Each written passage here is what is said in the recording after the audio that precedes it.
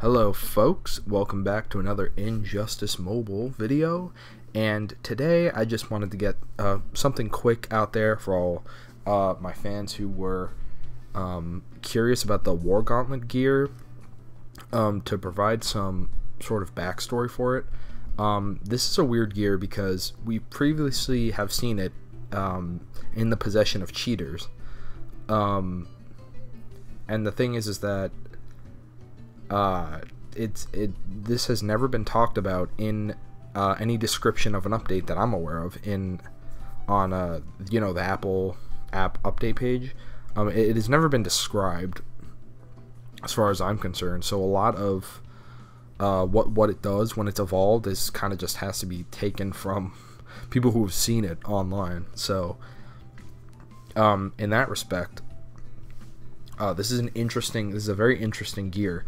I want to also make it clear that I'm going to be reading what this does off of the Injustice Gods Among Us mobile fan community Facebook page. If you're not already a part of that, if you don't follow it, it's the best page if you're a fan of this game. I'm sure most of you already know it, but if you happen to not know about it, that is the perfect place to get information about things in the game right when it happens, and just to get fully updated in the game in general. In any case, I'm now going to read the Claw of Horus in its evolved form, what it does. So here it is. On player tag-in, the opponent receives damage equal to 10% of his health. When an opponent tags in, all damage to that opponent increases by 10%, stacks 3 times, resets on player tag-out, and then on special 1, 75% chance to disable 1 random gear till the opponent tags out.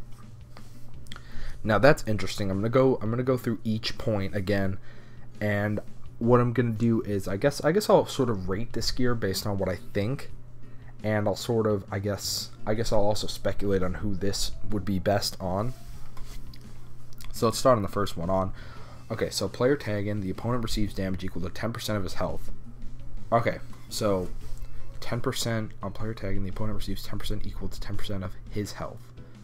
Alright, so by the way this reads, I'm assuming this means that the opponent will take 10% of the opponent's health in damage.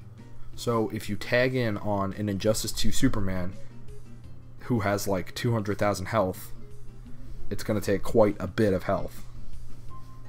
If my math is correct, it'll take I'm not going to guess. I'm going to say 20,000. I'm not good at math though. But still. But yeah, so I don't know if that's a correct estimate, but whatever. I'm not that great at math. It's fine. So obviously this would be good. This would be good to use if you know the character you're fighting against has really good health.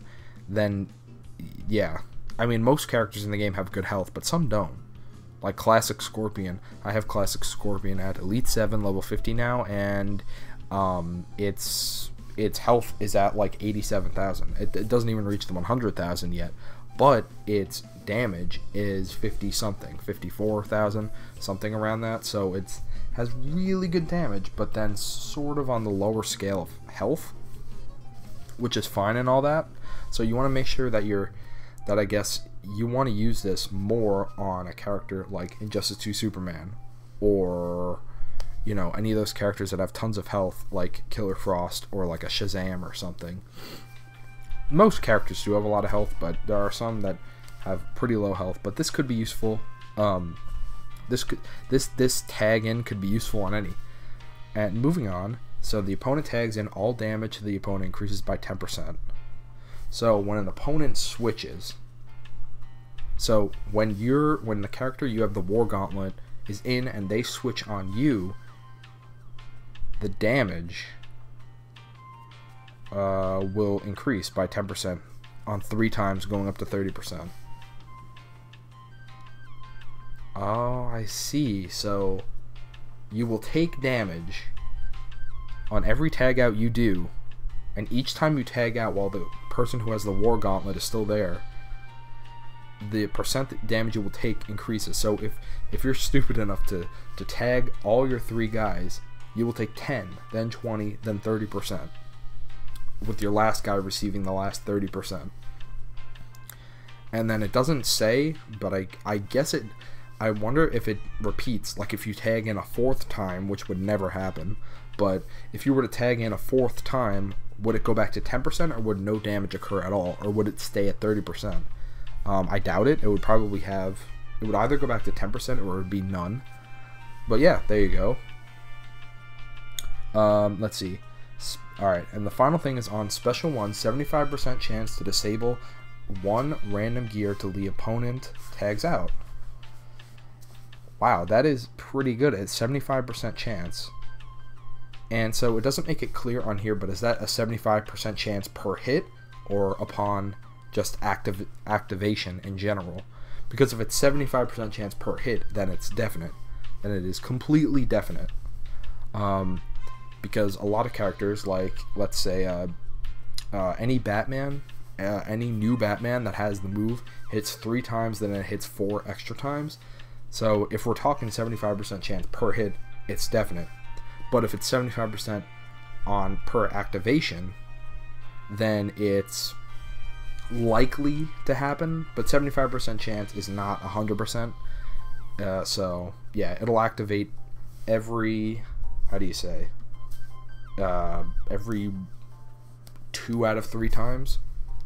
Every not 1 out of 2 times, but every 2 out of 3 times.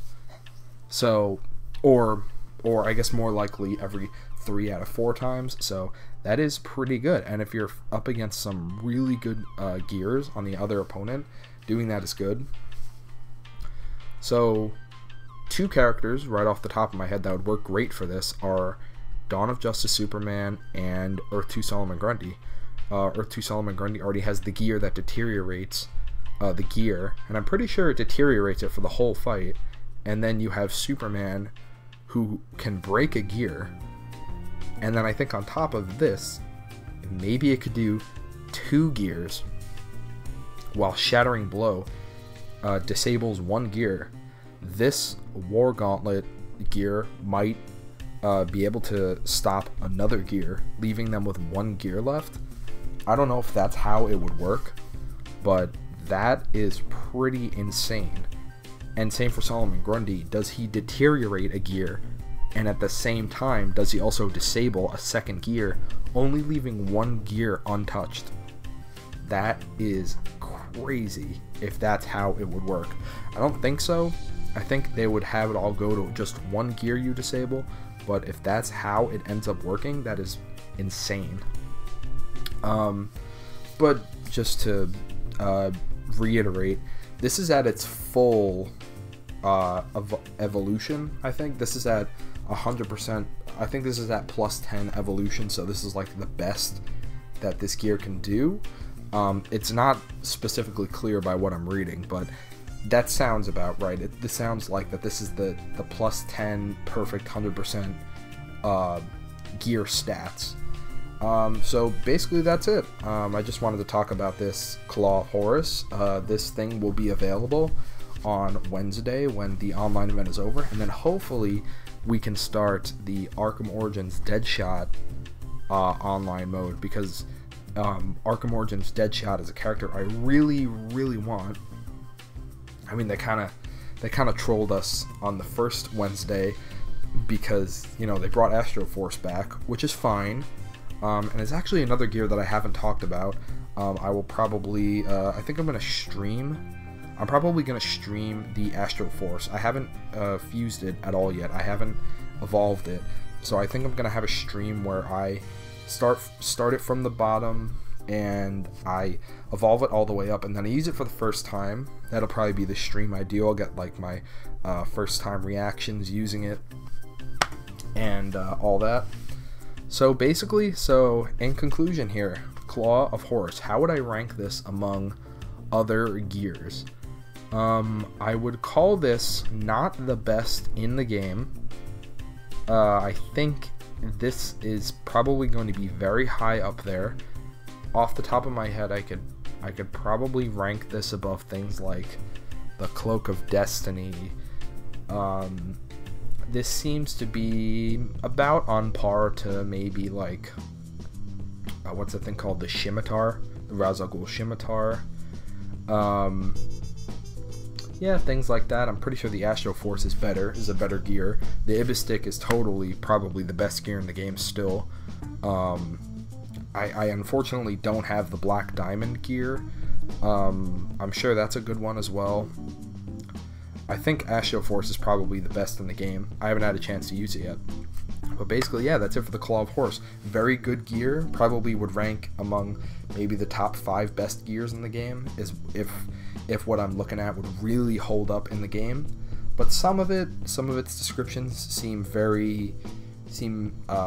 like it could help in some instances, and maybe it wouldn't be that useful in others, as it's kind of more important to do like crit damage and to do things like, I don't know, health back and yeah, just DOT and stuff like that. And this gear doesn't have any of that stuff. This just has, you know, disable a gear, which is good, but you know, it doesn't increase crit damage, and it doesn't increase your health, and it like doesn't do things like that. It just does a lot of damage on tag-ins and tag out. So basically, yeah, it's still a good gear, but I would probably call it maybe among the top 5 or maybe in the top 10. Speaking of top 10 relating to gears, you'll find out more about that soon. But in any case, thank you for watching. Please like the video if you enjoyed. Please subscribe if you like this and you want to see more content just like this. I make these type of videos all the time. And that is basically it. Also, I will leave a link for my Patreon if you want to help support the channel. I'll be making a video about how you can support the channel later on, probably in a couple weeks or something. Yeah, thanks for watching. Keep on fighting. Have a fantastic day.